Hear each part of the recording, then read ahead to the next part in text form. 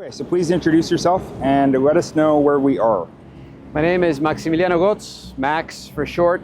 I am the director of MG&I, which is a real estate firm that caters predominantly to foreigners looking to invest in Argentina. Right now, we are standing in what could best be described as the historical capital of the city of BA, which is the Plaza de Mayo, with the Pink House ahead of me, the Cabildo behind me, National Cathedral, and way several blocks down, Congress. So you're a real estate expert, and I'm curious, with everything going on in the world, who is coming to Argentina?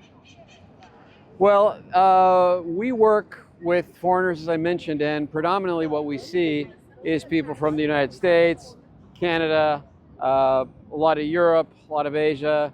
So, mix and match around the world, people who are flogging to Argentina for any number of reasons. Could be lifestyle reasons, could be, what's going on in their part of the world in terms of culture or government, or even, the ability to buy real estate at a better price or not. But in short, yeah, all over the world, really.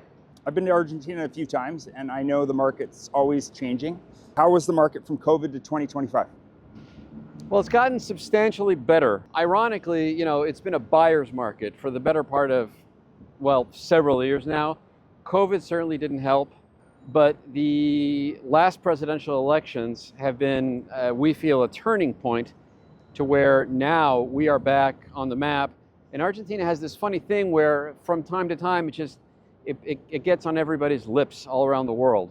Whether it be because the best football player ever was from here, the current best football player is from here, the Pope was Argentine, the beef is good, the wine is great, take your pick. In real estate, if you've been to Buenos Aires, you've been to Argentina, but Buenos Aires specifically, you may have seen that there is a historical value to the architecture, which is second to maybe Europe. So Europeans flock to Argentina for that reason, plus it is at a fraction of the price. North Americans, Canada, the United States, cannot find this kind of architecture there. So they also flock to Buenos Aires because of the architecture, sure. They love the Latin mindset, the Latin flair, the more kind of lax nature of how things are. So that's what we see a lot of. Okay, now predictions for 2026. I know we're in quarter one, just about finished quarter one. Yeah, we came out of the gate storming. I think that 2026 started off really well, thankfully. The tail end of 2025 was already very good. What helped a lot was that we had midterm elections last October, which were wonderful for the incumbent. And so from there, it's been a steady stream of kind of an upward tick. Slow, it continues to be a buyer's market, to be sure, and it will continue to be a buyer's market, we feel, for the duration of the year. But the good news is, even if it turns into a seller's market, you still cannot find real estate with the quality that you will find here from an architectural and cultural standpoint in any other world-class city in the world. I would advise you to check listings around the world, in London, in New York, in Paris, in Berlin, what have you, and you cannot buy a car space for the amount of money there that you could buy here, a one-bedroom, a two-bedroom. It's unique. So since you said it's a buyer's or a seller's market, what are foreigners buying? We see a little bit of everything. I think that the average ticket price of people tends to be anywhere between $250,000 and $300,000. And from there, we have had clients buy $1 million homes. We've had buyers look at studios in the vicinity of $80,000, $90,000, $100,000. What many of them do is they first kind of dabble their feet and buy something small in $80,000 range, and then buy a second or third unit in hopes of diversifying their assets, or just, again, having a plan B. Because the plan B thing, believe it or not, is a big thing. The I don't like the direction my country is going in is a recurring conversation I have with people. One of my earlier conversations, interestingly enough, was with a guy who lived fairly close to Strategic Air Command up in the United States and said, look, I'm really concerned about nuclear war, so it would seem that the best place to be at is south of the equator in Patagonia, so I'm looking for a house there. And sure enough, he was. Now, that first conversation, I was kind of I didn't make much of it. But when that conversation, I had it a second or a third time, I started to pay attention to that. And sure enough, there is a common denominator with people saying, I don't like the direction my country is going in. I don't care if that's Europe, the United States, Canada. There's a number of reasons why people, time and again, say that to us. Okay, so you pretty much answered my next question. Now, are people renting and then buying, or buying and relocating, or investing, or which one? I would say the percentage of people that first rent to later buy is very low. I've had maybe a handful of cases of people to do that. Why? Because for them, to plop down 100,000, 120,000, 200,000 is, in their mind, for their economy, just not a lot of money. It's just not a lot of money. So it makes sense for them, especially if they plan on being in Argentina for the duration, to buy something as opposed to renting something. And not only that, but had we had this conversation 2.5 years ago, 2 years ago, I would have been singing a different tune. But right now, if they buy something to rent it, to try and get a return on it, the return will now be better than it was a number of years ago. And just not to get too in depth into it, but without having to do a massive investment of prepping it for Airbnb, with furniture, with internet every month, et cetera, the wear and tear. Just buy it, turn around, give it to the tenant pays the monthly rental, and you're done. Now, this assumes that you're buying it not primarily for a lifestyle choice, which is to say, oh, I live in Toronto and I want to escape the winter, plus I love BA, so I'm going to come, I don't know, September through March. Actually, because it's Canada, maybe more, because the cold lasts forever, doesn't it? Yep. So, they would have to be able to use it. So it assumes that it's not for necessarily a second home or a lifestyle choice. But yeah, few and far between, I think, the people who actually first rent and then buy. In fact, I'll go one further. A lot of people, which is not necessarily what I recommend, but a lot of people, they will buy something sight unseen. We've had several people saying, look, could you go and check out 5-10 places? I like these that I saw online. I'll wire you the money. Let's do the transaction. Where that has actually happened has been maybe 3 times, 4 maybe, but it is more of a cultural norm, I do believe, at least in the United States, to where you'll buy something sight unseen. Here, you don't really necessarily want to do that unless you've got like this insurmountable amount of trust in the person you're working with. But yeah, they can, I guess the point is they're willing to plop down 100, 120, 200K if it feels right, and if they've done their due diligence to a point, or if they have, at the very least, scoured the internet, read up on what's what, talked to people, and so forth. And it doesn't hurt that they talk to people who, know what they're talking about and speak English. Yeah, of course. All right, investing or relocating? I think both, maybe 50-50, because another common denominator in my conversations is I did not expect this to be what it is.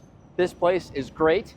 I love time and again, people say, this is my 4th time here. This is my 3rd time here. I met my wife here. I met my husband here. I see myself living here. So relocating, maybe without at first understanding that's what they were looking for, or sure, just investing, once again, to flock down and be the winter birds, or just to diversify their portfolio. Okay, now this might be a bigger question, but since we're on the kind of investing side of point of view, what are kind of like a rental yield somebody could see here? I would have to go and check, but off the top of my mind, where they might have been in previous years, not great, 2%, 3%. I think now it's safe to say a good 5%, 6% even, because on the one hand, you've got, as a buyer's market, it still is negotiable. You can buy something and negotiate a good 5, 7%, sometimes a bit more if you get lucky, and turn around and you're able to rent something or rather quickly, and in US dollars or euros or yens or whatever you want, because now the market has been deregulated to that effect. Plus the fact that there is a large amount of demand for renting. It is now more in demand, and because of the deregulation of lease agreements. So people now are more comfortable. Owners are now more comfortable with putting their property back on the market This creates more of a supply, and believe it or not, it's healthier for the market where people can pick and choose. At the same time, with property prices being, interesting for a seller, for an owner of a property. Yep. Now that we're still on investments, I know you know a lot about the wealth tax. Can you explain it? Yeah. The wealth tax, as it was called, or as we could call it, was something that was born out of the years just as we were entering the pandemic. And it was a tax that was created over assets that people held, and it was created in an effort to help navigate what was going on with the pandemic, and the fact that just people all around were having a tough time, and the economy was taking a hit. As most taxes in Argentina do, it remained in existence after the pandemic, and just kept on, just rearing its ugly head year after year. Now, the problem with a wealth tax, insofar as real estate, is that while real estate normally in Argentina is taken as the silver bullet of investing, of I'm going to keep my money safe in, as our grandparents would call it, ladrillo, or just brick, it's there, they can't touch it, all of a sudden the wealth tax taxes you for having that. And even more so if you've got 2, 3, 4, 5 properties. So that was kind of a bummer for everyone who owned real estate, whatever the price, whatever the value of it. The good news is that tax has since been eliminated. So this is to say that if you are either a local or a foreigner, and you're buying something today, tomorrow, you no longer have to concern yourself with that. It does still exist to the extent that people who were subject to it prior to the debunking of the tax still have to pay some of those taxes, but a lot of those people are either working that out in court or finding a way to get around it, or just not paying it, I suppose. I don't know, or selling their real estate, really. Yep. Because it becomes a burden on them otherwise. Last but not least, what are top questions people are asking you? I would say, first of all, is it easy to buy real estate in Argentina as a foreigner? What do I need? Thinking that maybe it's a large bureaucratic to-do, which it's not. The only thing you need, as in need document-wise, is your passport, which of course everyone has, and what's called a CDI, which is nothing more than a tax ID, a specific tax ID number given to foreigners so that they can buy any manner of registrable goods, in this case real estate, but not limited to airplanes, boats, cars, high-end art, etc. So that would be question number one. Question number two, very close on the list, or a very close second, is probably, I'm concerned that the government can seize my property. No. That does not happen. That will not happen. Not even in the most left-leaning governments has there even been a whiff of that. So the great thing is, culturally, you own property outright. We don't have the 20-year mortgage thing that a lot of countries do. And a lot of the times for us, that's a complication because we have to get the money to be able to buy something. But you own the property outright. You pay for the property. You get the deed, which is a public deed done by a notary public, and you own it outright, and it's yours. And no one can come and say, that's not yours, that's mine. It's what in legalese in Spanish is called inoponible a terceros. There's no third party can come and say, hey, by the way, that used to belong to my great aunt's brother's twice removed brother, so that belongs to me. No, it doesn't. Here's the deed. Here's the notary's signature. Here's a stamp. This was recorded at the county. This is not yours, this is mine. So no, they can't take that away from you, as the song says. Safety. The city of BA is a major city. Like any other city around the world, you want to look over your shoulder from time to time. It's a safe city. We're walking around here early in the morning in one of the more, historic district of the city of BA, Pink House behind me, so forth and so on. People all over. Yeah, it is safe. There are areas you don't want to go at night. No different than New York. No different than Quebec. I don't know. But yeah, you're it's a safe place to be at. Okay, anything else?